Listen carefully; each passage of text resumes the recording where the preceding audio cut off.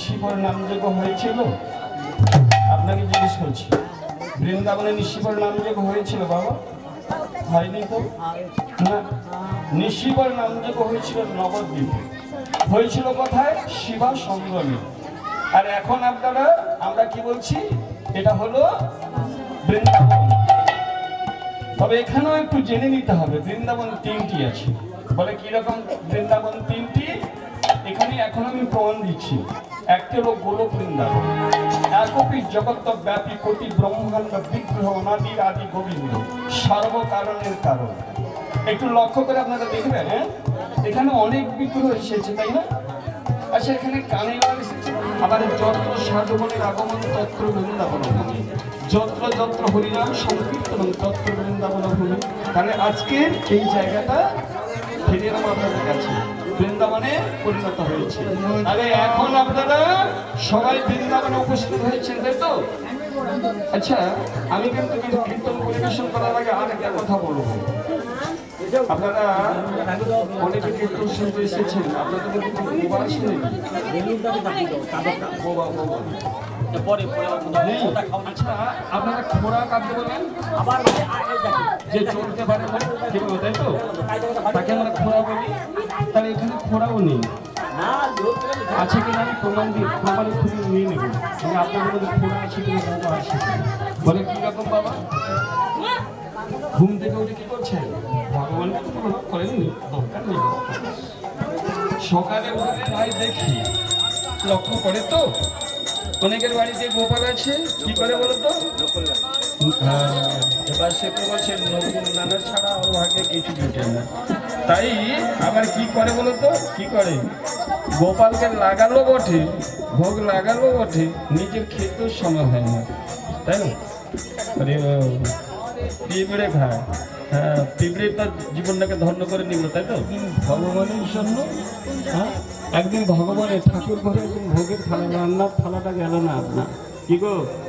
যাদের জন্য জীবনে শুধু ওই সংসার করে ভাইরে নিচে গেল কাল, লাভ না হইল কিছু, ঘটিল জঞ্জাল, সংসার জঞ্জাল, এগুলো সবই ক্ষণস্থায়ী নয়, এগুলো স্থায়ী।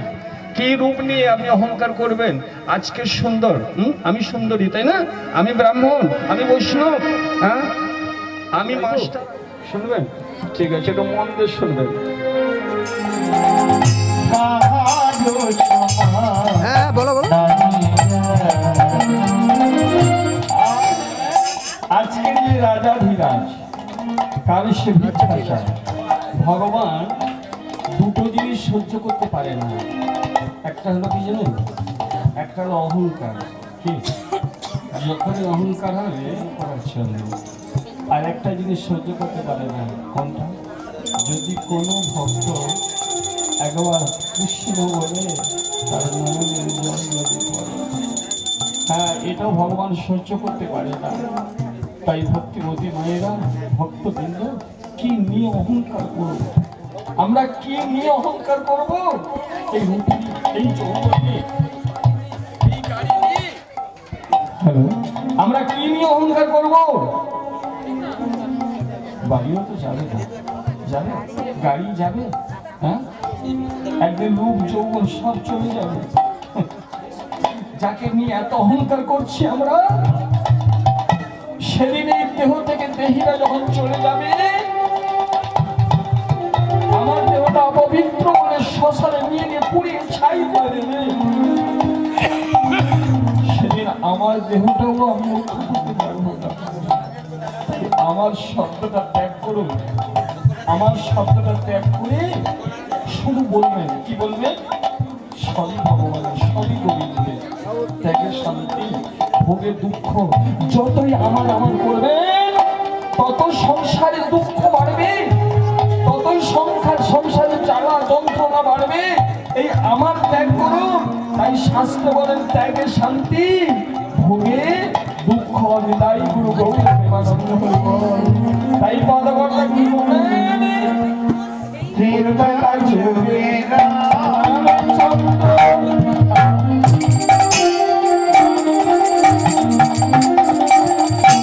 ত্রিবেলা যুগে রামচন্দ্র,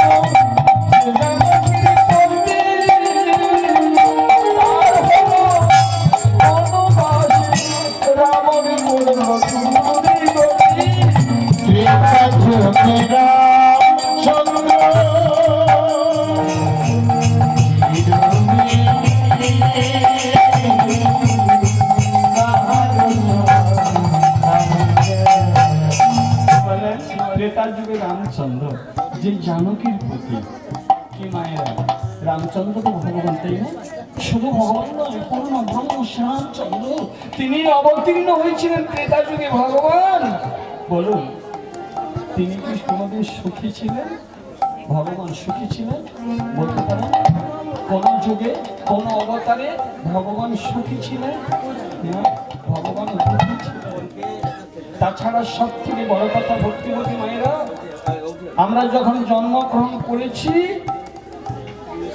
অনেক সময় আমরা বলি, কি বলি বলো তো, কিছু নিয়ে আসি না, বলি না? বলি তো, আমরা অনেক সময় বলি কিছু নিয়ে আসি না, আর যাওয়ার সময় কিছু নিয়ে যাব না, তবে নিয়েও এসেছি, নিয়েও যাব। বলে কি নিয়ে এসেছি আমরা? একটু মন দিয়ে দেখবেন বা মন দিয়ে শুনবেন কথাটা। কি নিয়ে এসেছি? ফল আমাদেরকে পেতে হবে, কাঁদাবে, কান্দিতে হবে, তাই না? এই কথাটা মিথ্যে নয়, তাই না? হরি বল, হরে কৃষ্ণ। তাই পদকর্তা বললেন ত্রেতা যুগে রামচন্দ্র শ্রী জানকীর প্রতি তার হলো বনবাস, রাবণ করল দুর্গতি। আগুনে পুড়িল না, লল্লাটে লিখা হয় কাহার সমান নাকি যায়। আরো বললেন, কি বললেন? বলে স্বামী পঞ্চ পাণ্ডব সখা কৃষ্ণ